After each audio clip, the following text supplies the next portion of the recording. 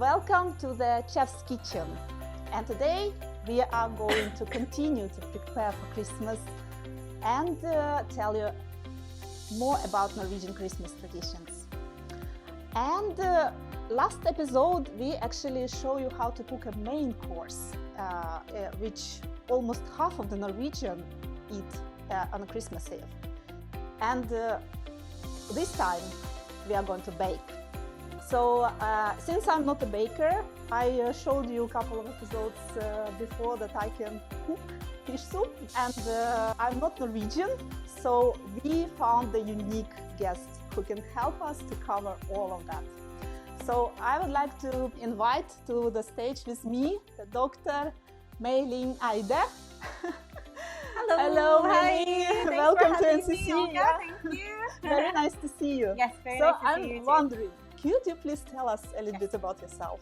Okay. And how are you connected with Norway and Singapore? Yes. So my name is Dr. May Ling Eide, or May Ling Eide, and I'm half Norwegian and half Singaporean Chinese. And my father is Norwegian, so he came to Singapore in the 70s, and he got to know my mom, who's Singaporean Chinese. Okay. And I've grown up here, and I did live for a little while in Norway. For how many years? When I was a lot younger, so when I was in kindergarten, we were there for maybe about a year and a half. And then we moved back, and I went into local school here all the way to junior college. And then I went back to Norway. I did an international baccalaureate for 2 years at Skagerrak, which is a really nice school in Sandefjord, which was near to where I lived in Norway. I live in Leipzig. And then after that, I went overseas, and then long story short, we came back to Singapore, and then now I'm here with you. So you actually have quite memories about Norway. So you can see that you did all these things in the Christmas thing, which I definitely did. Yes, I'm very grateful to have thank you for having me. share. I'm not a professional baker. I'm a home baker, and I bake on a small scale, and it's mainly for family and friends. But today we will actually show you quite a skill. You actually picked, because we picked one of the 7 most common cakes which Norwegians eat for Christmas. And among them is help me with the names. So we've got sirupsnippet, we've got smultringer, we've got berlinerkranser, we've got sandkake, we've got fattigmann, and we've also got guro.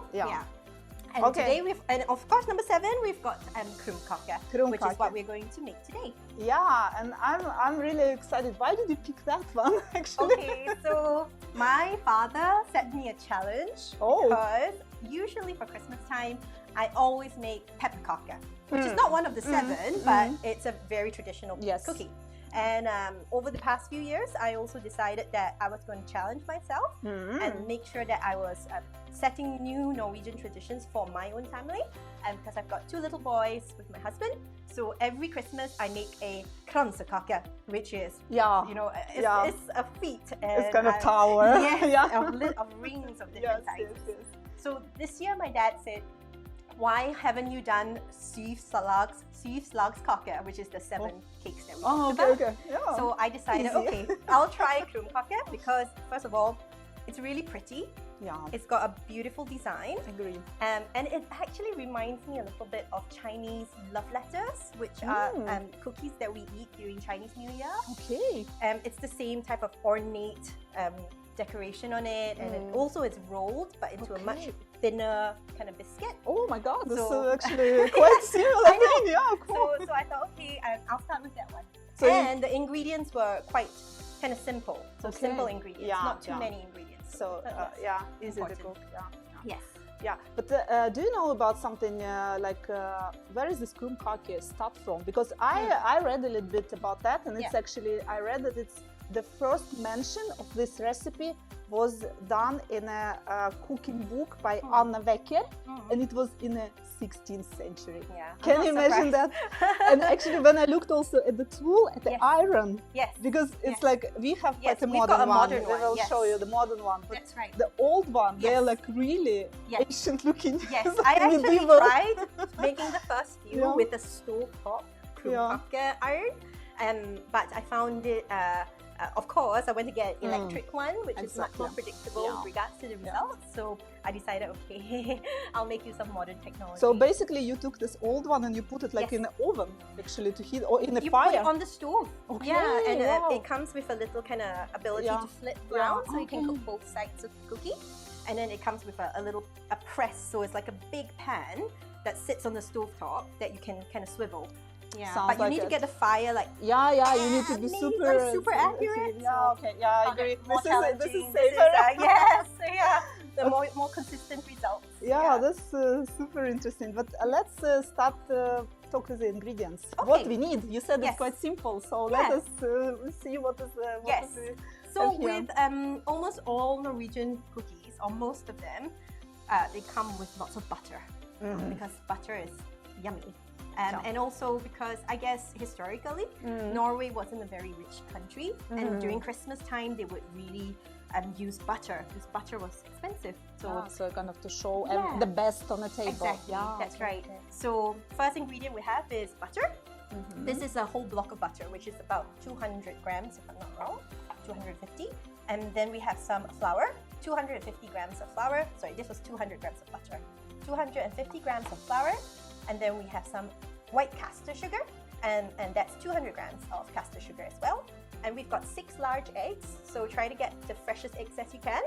And then we've got 1 teaspoon of vanilla bean paste. So not just vanilla essence, but vanilla bean paste.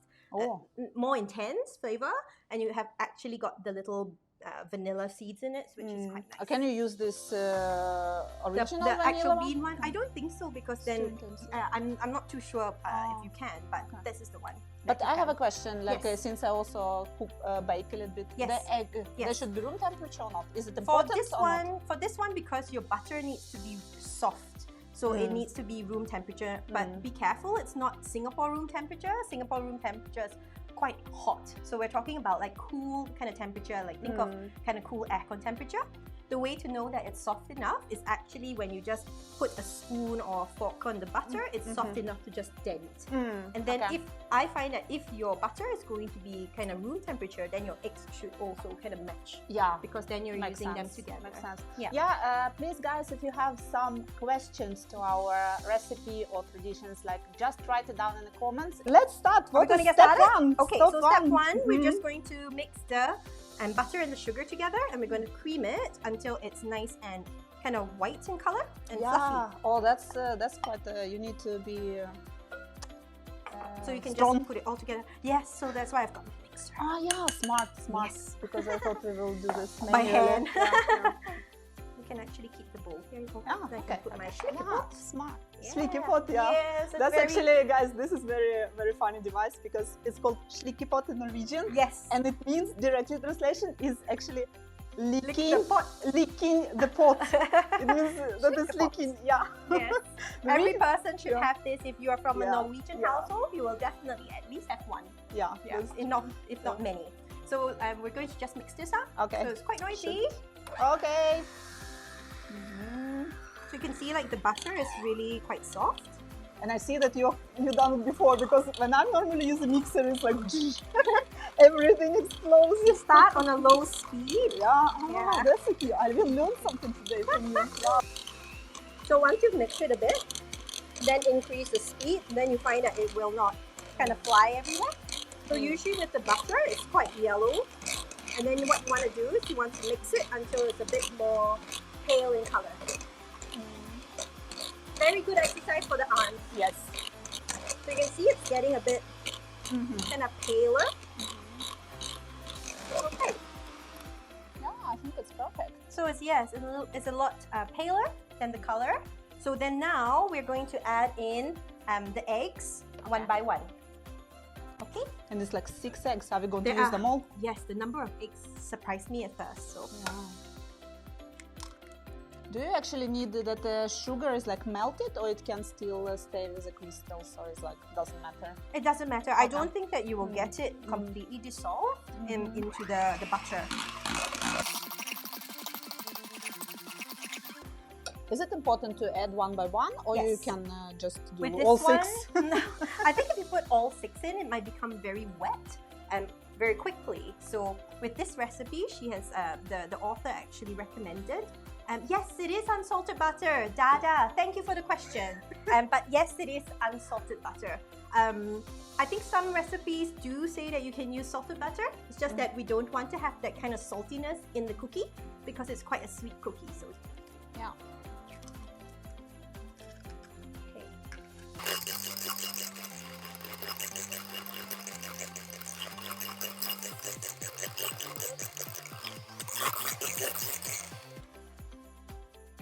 And I think also with a lot of the Norwegian, well, I can't say a lot because I've not tried them all, but the ones that I've tried to make, like pepperkake and what do you call it? Krumkake, and then of course with Krumkake, just everything takes a bit of time. People do it more like for tradition, you know, family gatherings. Once a year. Yeah, yeah. Once a year. It's like nice together with the family and do Yes. something in common.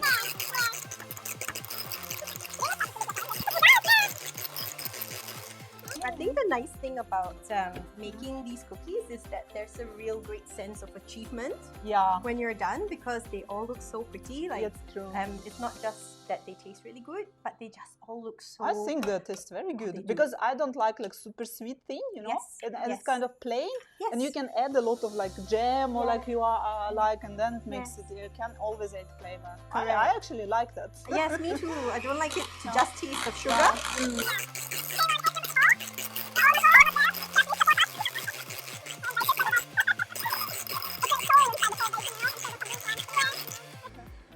Looks very Yes. festive and yummy. It looks festive and yummy, and you know your Not hardest yet. critics. Your hardest critics yourself. are your children. Yeah, that's true. You know, they're like, oh, yummy, or And they're like always like.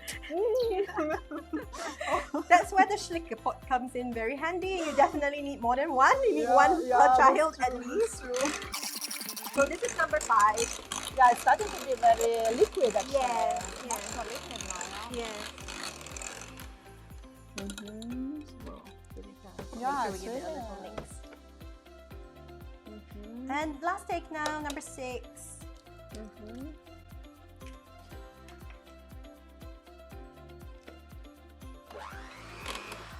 When the Norwegian actually start to bake, is it like very big advance, or is it like very close to the Christmas? How I how tend to well bake. prepared you need to be? I tend to bake quite close to Christmas time, Mm. and only because I feel like things get eaten very quickly. Mm. So if I bake too early, everyone eats it all, and I have to bake another batch. Okay. But also, Yes. you know, so and also I think. I don't know, I think maybe everyone's different, and also storing it, I guess in Singapore can be a little bit tricky. Yeah, that's true. So you're I right. can't bake it too early, or else it will all get really soft. So save this recipe and cook it just a few days before. Yes. So now we're going to add the vanilla and Yep. the flour. Mhm. So I'll just add the vanilla first. Mhm. Okay, so this was just Shake it pot one. again. Yes, this was just 1 teaspoon of the Mhm. vanilla bean paste, Mhm. and you can just kind of fold the flour in if you wish, or you can beat it with the beater. Mhm. So because I'm just going to use, actually I'll just use the schlicke pot for this because I don't like it to get all stuck. Is that okay? Okay. Yeah, yeah, of course, of course. So I'm Seems just like going that. to put it in It's a quite little a bit lot at a of- time. Yeah, yeah, yeah. So you need to take portion by portion, so it's not Yes. like it All mixed gets all properly. clumpy. Yeah. No, I think schlicke pot is really genius for that. The number 1 tool. What you is have the to English have. name for that, by the way? Do you know? Spatula. Spatula. Schlicke pot is so cute. Yeah. So cute name. Everything Scandinavian, you know, it has like a nice name. Yeah, I will actually say that the Norwegian language is quite straightforward. So Yes. it's not really inventing new words, right? It's just Putting like lots of words together. Yeah, and then it makes sense, you know. It makes Yes. sense. It's just such a beautiful language, and Yes. everything sounds like they're singing. Yeah, I just agree. love- Yeah, so consistent is like Just a sour little, cream. yeah, like a something really like- thick batter. Yeah. So like Mhm. quite a thick batter for this recipe. I've tried some which are quite runny, so it just really depends on the recipe. But this one has a nice consistency. It's Yeah. almost like a little bit thicker than waffle, a little bit thicker than waffle. Waffle. recipe. Yeah.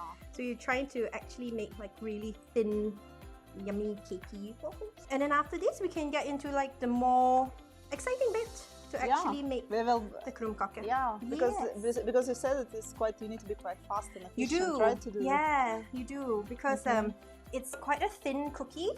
So even with the iron, you need to make sure that, because every iron is also a little bit different. So just make sure that you know what setting to put your iron on, because some need to be higher, some need to be lower. And always watch the timing, because those few seconds at the end can make such a huge difference, and you could end up with either a very pale cookie or a really brown cookie, almost burnt. And you like middle or like I like it so that when you roll it, it's got like a little blend of brown and a little blend of kind of cream color. Okay, no, so it looks amazing. Oh, I see the vanilla. Yeah, so you can see the little vanilla seeds, which is what you get when you use the vanilla bean paste, but you don't get that if you use vanilla essence. You can use vanilla essence instead of vanilla bean paste, but you need to check what's the equivalent, because I think the bean paste is quite intense, if I'm not wrong, compared to the essence. I'm looking forward to see the technique how to bake it, because it's quite, we have this like two instruments, which I hope you will tell us about. So what are those two funny looking things standing on the corner there? So with the krumkake, what we are trying to do is when you make the actual cookie, it's like it actually looks like a bit like a doily, like a lace doily. It's really pretty, and then it's got like a lacy pattern. And then you've got to be quite quick to roll it around the cone. So there are two types of cones that I've got here. One is this plain wooden cone, and then one has like a little clip. So you'll find that when you roll it, the clip is quite handy. So I quite like to use it with the clip, because it actually keeps the cone together. Yeah, I think this is definitely an invention of 20th century. Yes, I bought this from a Norwegian baking shop. So I was like, I've got to have that. So it helped me to keep the cone in shape. If not, then you'll find that it kind of unravels a little bit. And there's a cone structure. Looking forward to see how it works. Yes. Shall we put the wire rack here? So we need a wire rack for what? Just to let the cookie cool down. So, we're going to roll it on a clean surface, and then after that we're going to put it on the wire rack just to cool down completely. And because at the end we're going to put some nice things in it. Okay, cool. So I've heated up my krumkake iron, and the iron is like we said, it's a modern invention. So, traditionally, like we said, it was like a stovetop one, but we've decided to use this. I like it very much. And you see when we open it, yes, it's like there's a pattern. So, traditionally, I would think that, different families would use, or if you were from different parts of Norway, there may be traditional patterns on your iron that indicated like which region you were from. So this one here, I'm not too sure. I think I read that it was a star, if I'm not wrong. But this is one of the reasons why I love making it. It's just such a beautiful pattern. Just makes eating beautiful things so enjoyable. So I'm just going to spray a little bit of cooking spray. Just keeps it. And you only need to use it for the first time. And you don't have to spray it again, because the recipe, the batter itself, has a lot of butter in it. Okay, let's get started. Fingers crossed. All right, but fingers crossed. I think you are quite experienced. Well, we'll see. The way it goes is that the first one is always the first one is always your experimental one, isn't it? So you take about a tablespoon, and then you just put it in the center.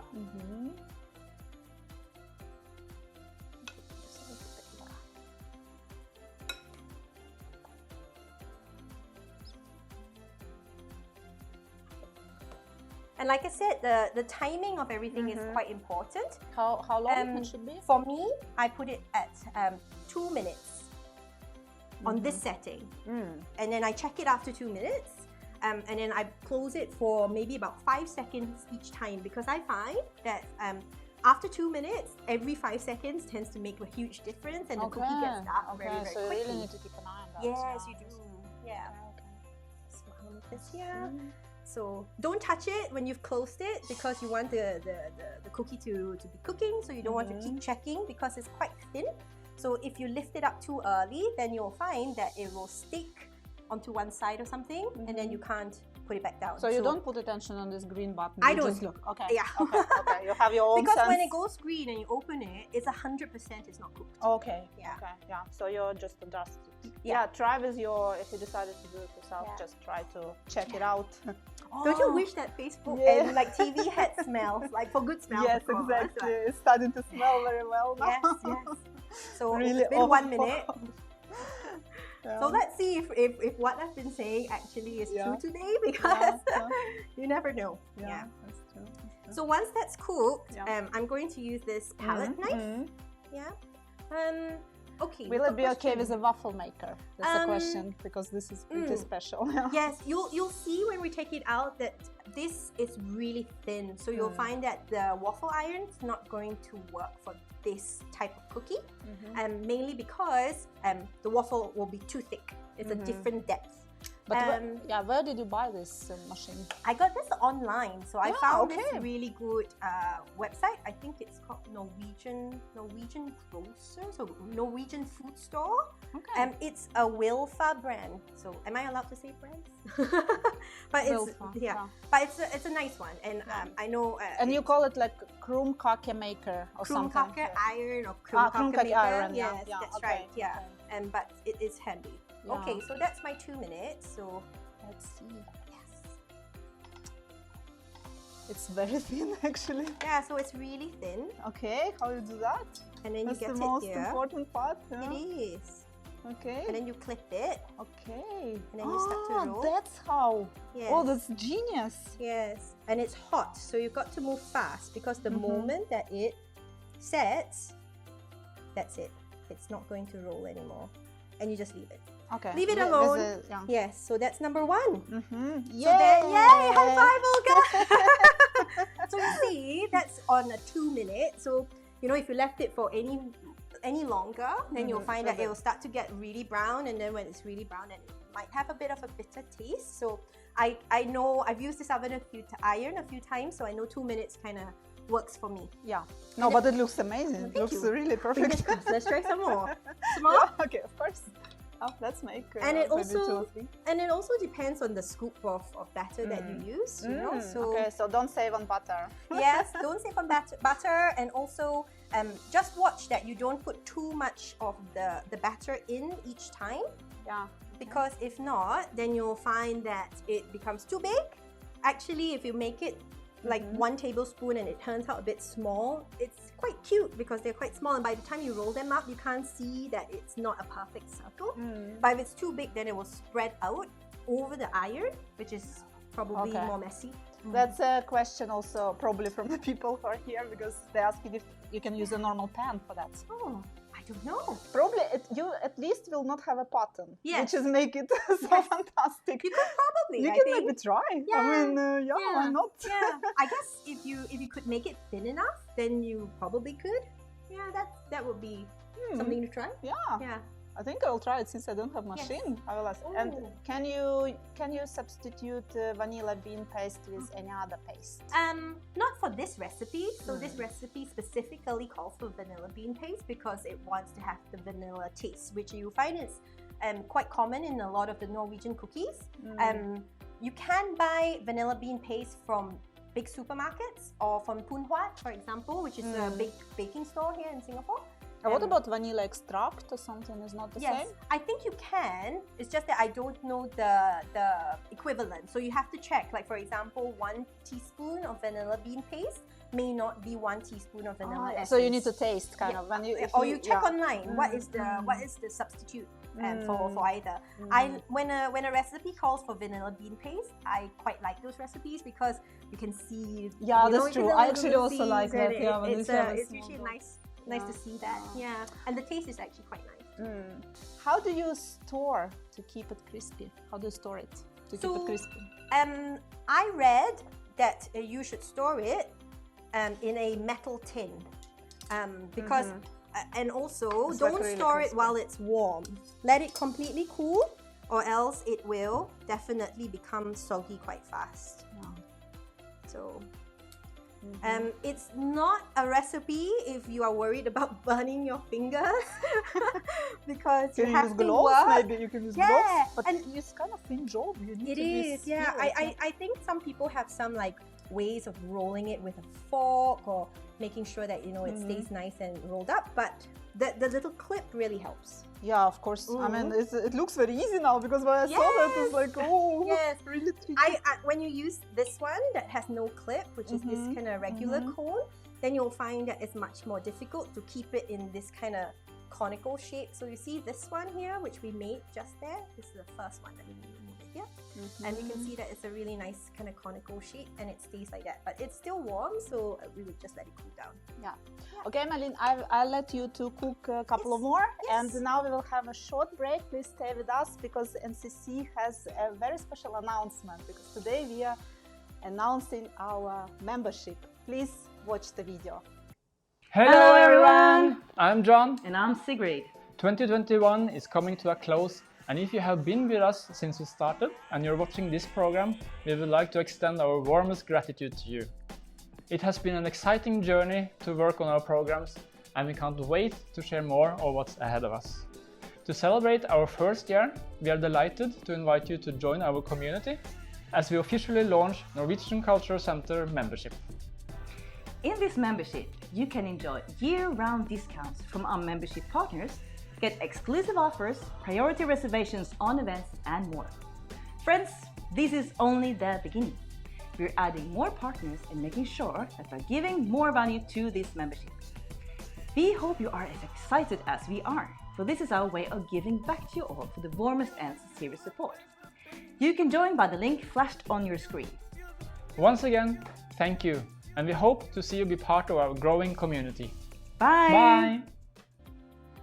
So here you get it. So NCC is launching our membership today with a lot of great partners and great deal.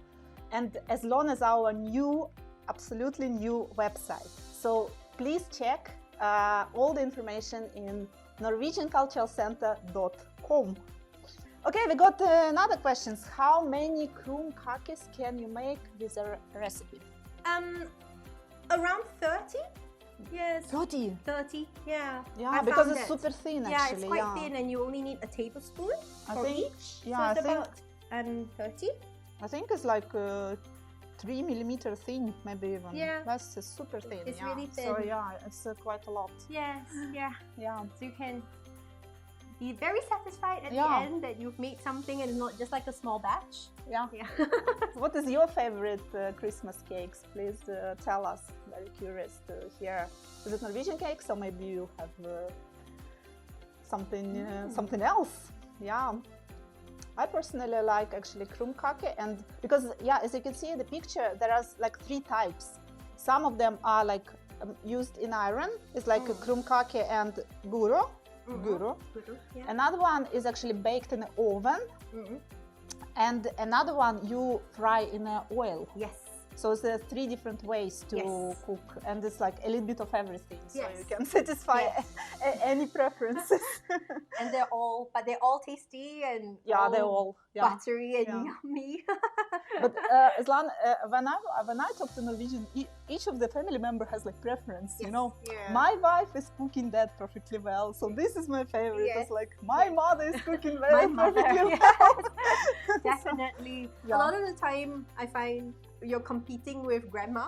Yeah, Yeah, that's because true. it's my mom's recipe is the best, and you know, so you're trying to get that kind of homemade taste.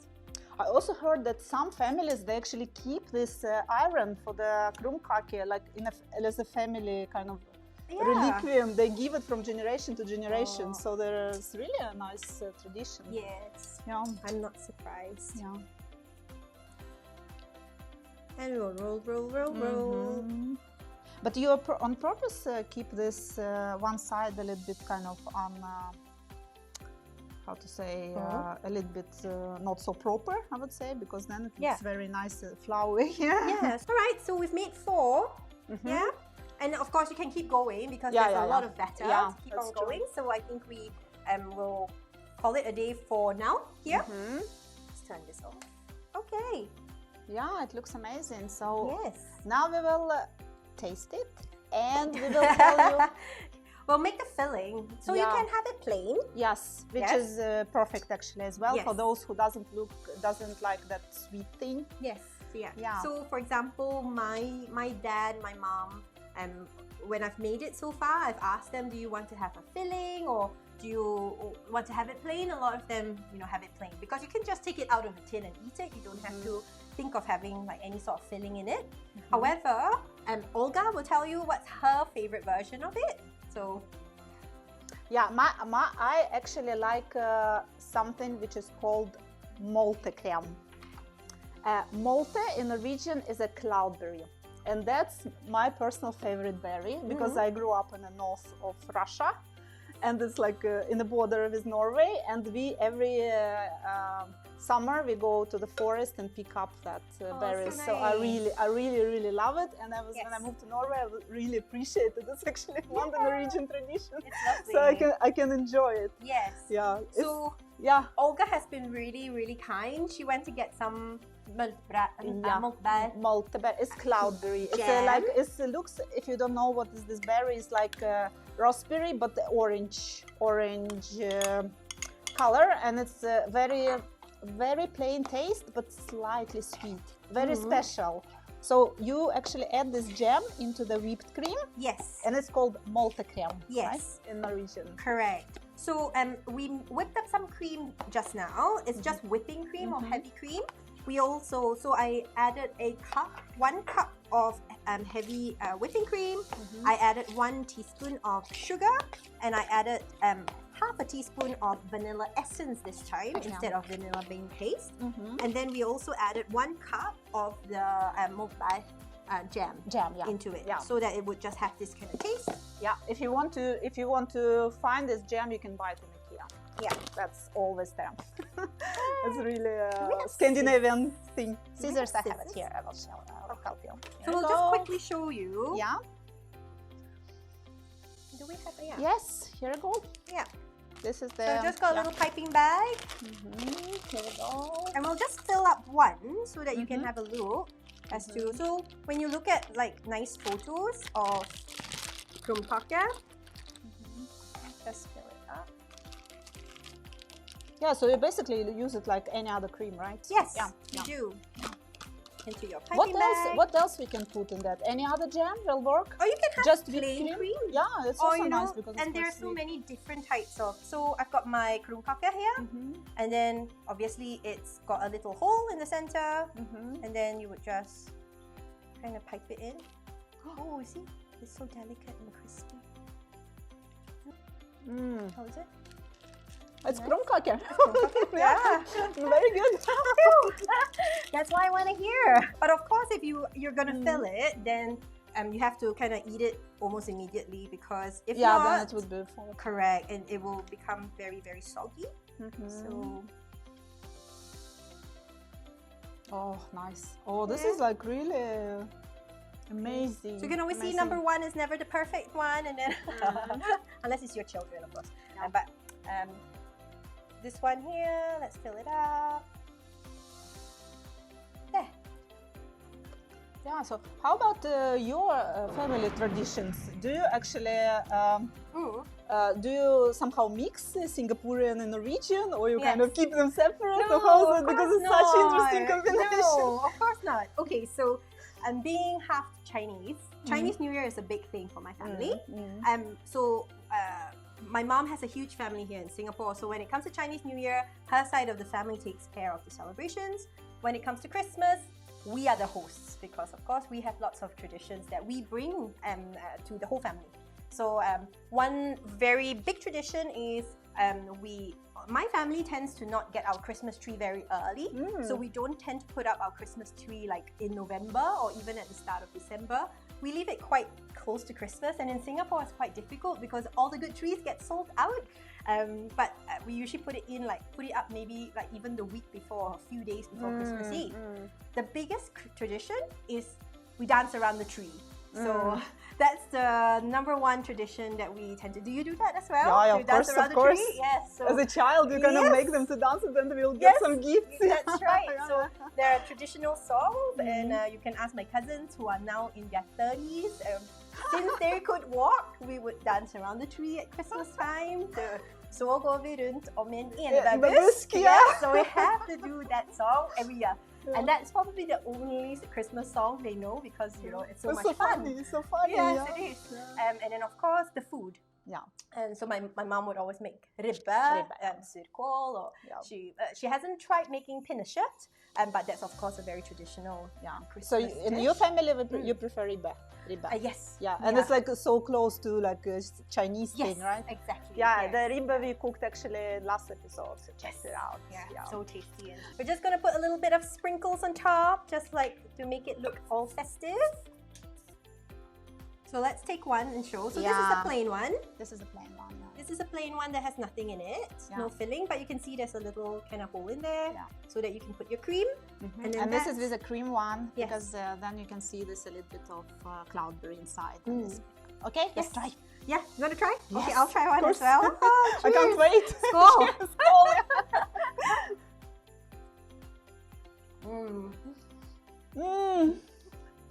So nice. Okay. Really good. Great job. Great job, actually. So good. So sorry to eat we would like to share it with you, but now you know how to do that. Yes. And you just need half an hour. Basically, we managed with half an hour. Yes. Right? So that's right. Yeah. Oh, that's super good. It's really flashback to and it's perfectly done. Yeah. I didn't know it's like possible to make it home. It is possible. It is possible for sure. Thank you, Joselle. It is mouth-watering. Please try it at home because it's definitely worth it. It's definitely worth it. It's beautiful and quite easy recipe, I would say. Yeah. So Robert's asking if it can be served with ice cream. I think that you can serve it with whatever you wish to serve it. It will definitely complement anything that you serve it with. I'm just kind of showing you what is, you know, like the more traditional ways of eating it and serving it in Norway. Yeah. So one more, don't miss our other programs.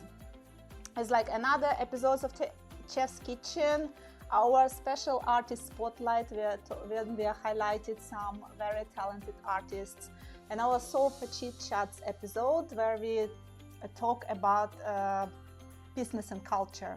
You can all find it in our YouTube channel, so please check it out.